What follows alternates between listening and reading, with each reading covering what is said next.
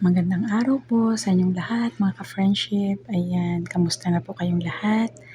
Long time no hear po sa inyong lahat mga ka-friendship. Medyo na-busy lang po ang iyong ka-friendshipan. Ayan, nagluto po ako ng napakasarap na munggo, sinabawang munggo. At ang karne na inihalo ko po ay karning manok mga ka-friendship. Inalis ko lamang po yung balat para iwas cholesterol po tayo.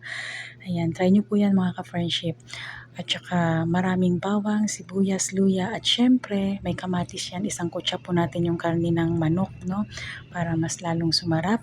At saka mag-ready din po tayo. Alam mo kung bakit sumarap yung aking sinabawang munggo? Kasi nilagyan ko rin po siya ng tanglad, mga ka-friendship. Ayan ang aking sikreto. Maraming gulay.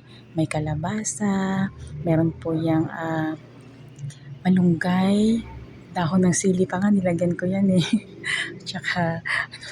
At saka yung yung sabaw po niya, yung konti lang po inilagay ko mga ka-friendship para medyo malapot at saka konting asin lang po kasi malasa na po talaga siya mga ka-friendship. Ayan. At saka syempre may alugbati yan kasi yung alugbati mabango yun eh, no? At saka yung special na dahon ng ampalaya mga ka-friendship. Ayan.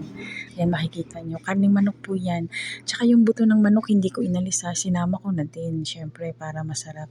Kasi malinamnam po yung buto ng manok eh. Diba mga ka-friendship? Ayan, maraming salamat po sa inyong lahat, mga ka-friendship, sa mga nag-subscribe po sa aking video. Maraming salamat po. God bless you all. Kain po tayo.